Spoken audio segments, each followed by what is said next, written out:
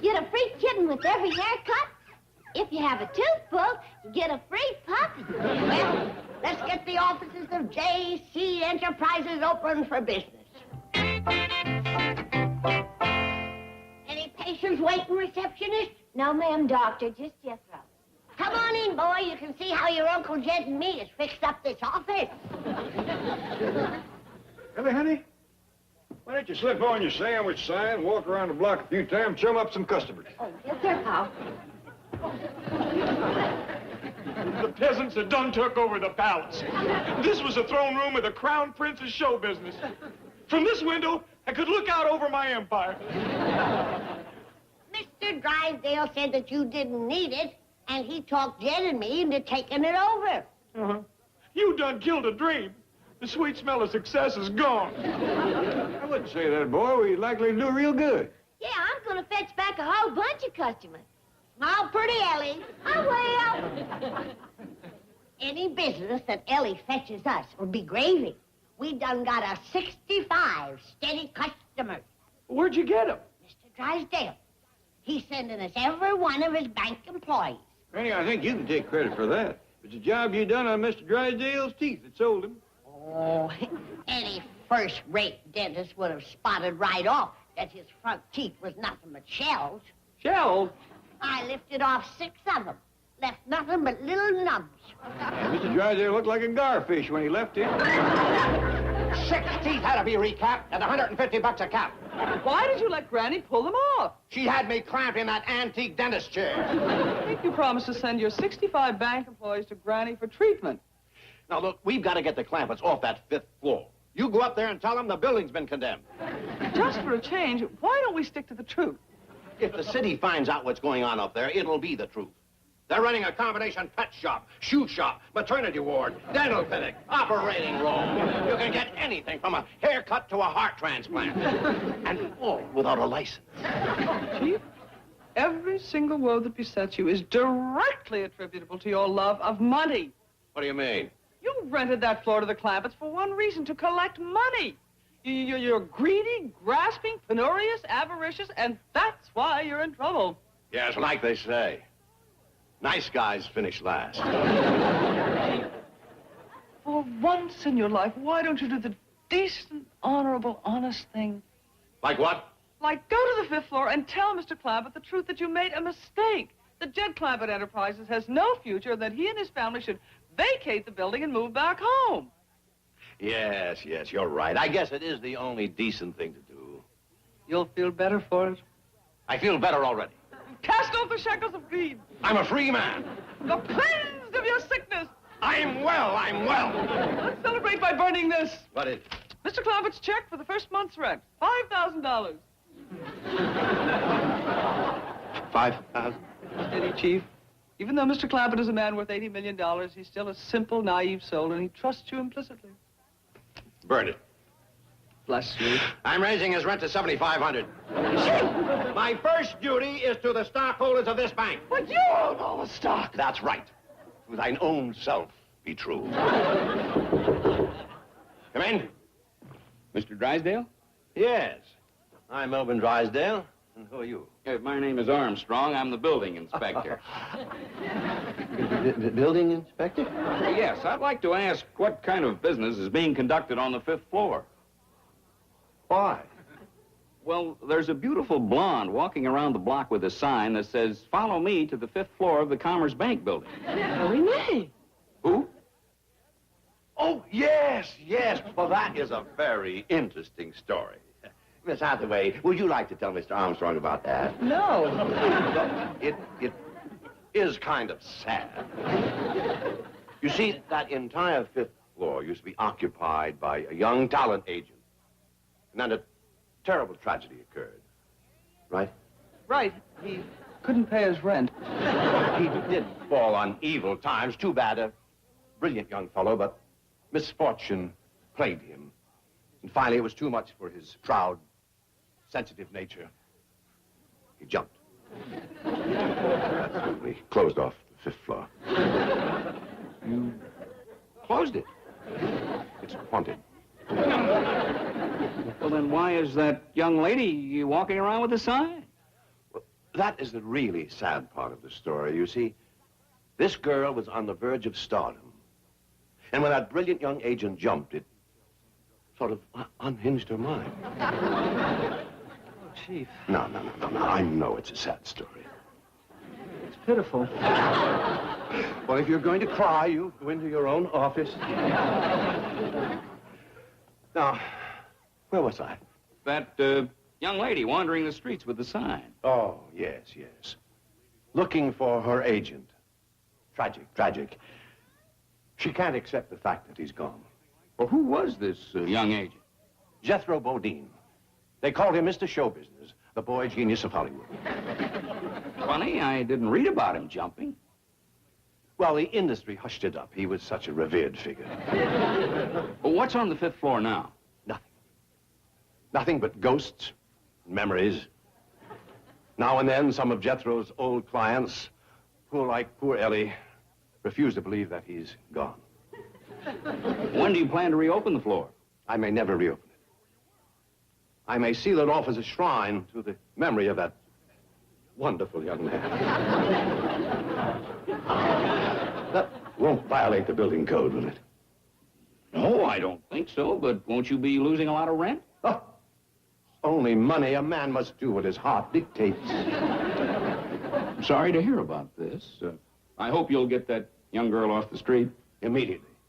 I'll see that she gets the best of care. Good luck. Thank you.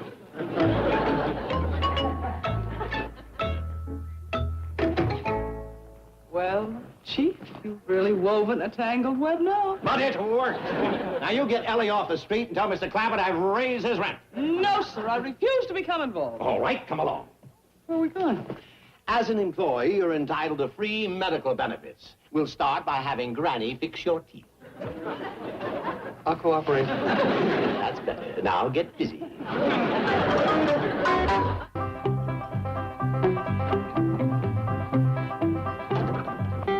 Ellie ain't back yet, and ain't no customers waiting. They'll come in bunches. That's the way it always is. How about it, boy? You want to join in with us and make this a family business? No, sir, not me.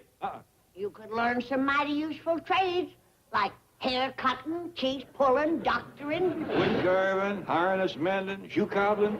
Y'all just don't understand, do you? I just can't go from being Hollywood's #1 agent to cobbling shoes. I'd rather jump out the window. Well, if you feel that strong about it. Hey, listen, you ain't doing no business.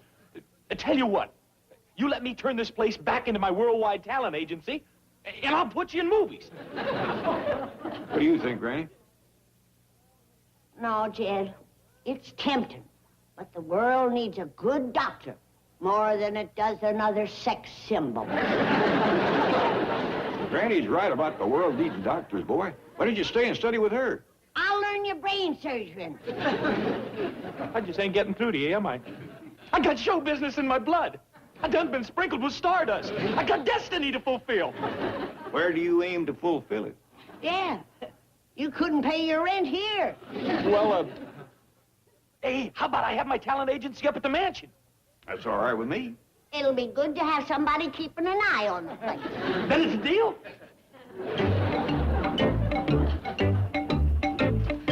Gee whiz, Miss Jane. I must have had a dozen fillers following me. I know, Ellie, but Mr. Drysdale wants this floor closed off to everyone but his bank employees. They have priority. I didn't know that.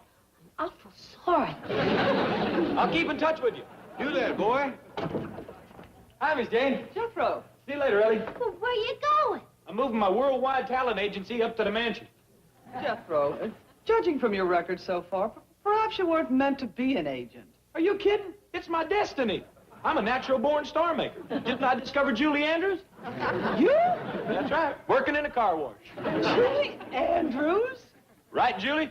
Right, Jethro. This isn't Julie Andrews. Here we go again. Show her your driver's license, Julie. Jethro, what's happened to your agents? I'm moving out, sweetie. In that case, I think I better go back to work at the car wash. And give up show business? I gotta eat, man. I'll be seeing you. That guy's crazy. If he'd have stuck with me, I'd have made the name Julie Andrews famous. Well, that's show business. Yeah. any celebrities calls or comes to see me, send them up to the mansion. Sure will, Jethro. Hey, Miss Jane, you want to come along as a secretary? You can start by typing up Lee Marvin's contract. You handle Lee Marvin? Yeah, she's a real nice girl. You'd like her. Thanks, Jethro, but I get nervous around celebrities. Ma'am, mansion won't be no place for you, because it's going to be jumping with them. Oh, if you want me, I'll be up there among the stars. Bye, Jethro. Bye. Well, Miss Jane. Sure is good to see you. Come in, come in. Come right in. Now sit right over there in the dentist chair and we'll get started. Wait a minute. I'm not here for treatment. How come? Mr. Drysdale said he was sending up all his employees. Well, yes, but we're supposed to come in alphabetical order. I'm Hathaway. H's aren't due yet. Well, who's that little fella that I pulled his hair on his head? Cratchit, C. Next comes D.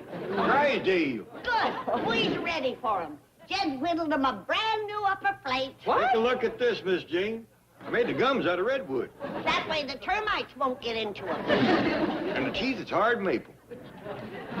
Mr. Drysdale has teeth. Oh, he don't want to be running around with them little nubs. A banker ought to have a nice smile. I can put a coat of white enamel on these and it'll look dandy. Maybe Mr. Drysdale would like a gold tooth. Right there in front. I can get one for him. More if you want. Oh, that'd look rich. Well, surely you're joking. I mean, a person couldn't really use wooden teeth. Could they? Sure, I whittled many a set for folks back in the hill. Half the folks on Possum Ridge is eating with Jed's teeth. I made them for folks as far away as Branson. His best customer is Jim Owen, over to Branson. I made old Jim 3 sets. One for hunting, one for fishing, one for Sunday. Jed would drill little holes in his hunting teeth so Jim could whistle up his dogs. I think Jim appreciated his fishing teeth the most. He used to love to get out in his john boat on the White River. But come ragweed season, he'd sneeze away 4 or 5 sets of store teeth. They'd sink right to the bottom. Kept him broke until I whittled him a set out of white oak. He'd still sneeze them out, but they would float. Many's the day I seen old Jim sitting out there in his boat, gumming a cigar and casting for his teeth. Never lost another set. Well, I did have to make him one replacement, Granny. How come? He fell asleep one day with his mouth open, woke up, there was a woodpecker sitting on his chin. That's a remarkable story. Oh, Jed, tell her about the Sunday teeth. Oh, yeah, I made him a set of hollow teeth to wear to church. Hollow teeth. Well, Jim used to love to join in with the hymns, but he couldn't carry a tune in a bucket. So he used to whip out a pencil and tap on his teeth. Sounded just like a xylophone. Folks used to come from miles around to hear him play Onward Christian Soldiers on them hollow teeth. Well, you send Mr. Drysdale up and we'll give him a fit. You certainly will. But I rather doubt that he'll want to wear wooden teeth. Oh, that's the way it is with all new things. But you can't fight progress. Hi there. Oh, hello. Oh, you're Ellie, the young lady who was carrying the sign around. Oh, yes, sir. Well, Miss Jane come and got me. Tell me, are you still looking for Jethro? No, sir. He's gone. You accept that fact? Well, yes, sir. He's gone to the mansion. He's up there among the stars. That's a sweet thought. Hello, Miss Hathaway. Mr. Armstrong. Armstrong. That commences with an A. He should have been first. Well, better late than never. Come on in. Right in here, young feller. We'll take care of you. Sure come to the right place. Oh, it's terrible. You got a headache, Miss Jane? Definitely. Well, where you going? To give it to Mr. Drysdale. The building inspector's on the 5th floor? He's talking to Jed and Granny right now. I'm ruined. Chief, why did you have to tell him that Jethro jumped out the window? Wishful thinking, I guess. Maybe if I rush up there, I can still save the situation. Fine, here. Take your teeth along. My teeth. That's your new upper plate. Jed Clampett whittled them himself, and Granny's ready to put them in. I've got my own teeth. You won't have if Granny gets you in that dentist chair. Am I in trouble? Mr. Armstrong, the Clampetts think he's one of your employees. You mean he's getting medical attention? By now, it's very likely. So, this was Jethro's private office, huh? Yes. The throne room of the Crown Prince of show business. From this window, he could look out on his empire. And you converted it into a workshop. Well, it was Mr. Drysdale's idea. He thought we ought to keep busy. Splendid suggestion. I imagine Jethro's leaving was quite a loss to you. Well, we wanted him to stay here and give up the agent business and learn another trade. But the boy was too proud. Said if he couldn't be Hollywood's #1 agent, he'd rather jump out the window. Pride goeth before a fall. Oh, I'm sorry, that just slipped out. Did Jethro put you in the movies? Well, he wanted to, but... I understand. It's a heartbreak business. How fortunate for you, you had your hobbies to fall back on. Did you do this, Mr. Clampett? Yeah, I would have that. Psychotherapy. No, that's Jim Owen. I don't believe we know any therapy, do we, Greg? I don't recollect any. What does he do? Oh, well, you see, therapy helps people get over shock or tragedy or nervousness. Sound like a nice fella. Yeah. Fine chap. Well, come on, I'll check your teeth. No. As a matter of fact... Sit down. Sit down. Yes, of course. Right there. J. Clampett Enterprises. Ellie, this is Mr. Show Business. Oh, hi, Jethro. Any big celebrities looking for me? No. Any big Hollywood producers or directors? No. Hey, is there any cablegrams or long-distance calls? No. Boy, I'm getting lonesome up here. Well, ain't there lots of stars around? Heck no. Ain't nobody from Hollywood been near this place. Hey, listen, Ellie, I reckon Uncle Jed and Granny's awful anxious for me to come back down there and help them, huh? Well, I ain't said nothing. I know I made them sad the way I left so sudden. Give them the good news. Tell them I'm coming back. Good, Jethro. Bye. What do you think, Jed? Oh, I can make him a dandy set of fishing teeth. Oh, Granny, good news. Jethro's coming back. He's coming down here? Well, that's what he said. You actually heard Jethro's voice? Well, he called me and I heard him. I always believed he'd come back here. He said he was awful lonesome up there. Lonesome?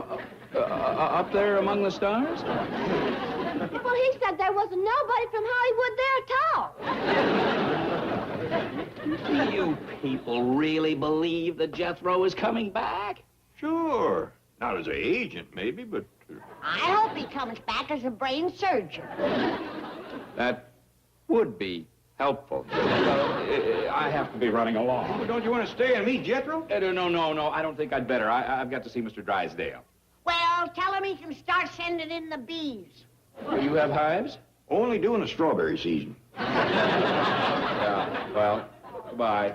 Bye, and I'll start whittling on your fishing teeth right away. Thank you.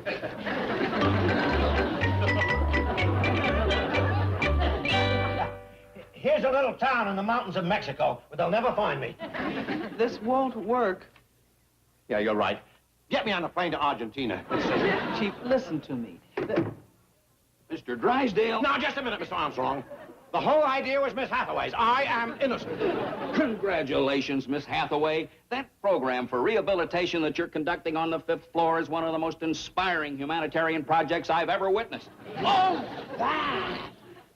I thought you were upset about the higher rate of interest on loans to widows and orphans.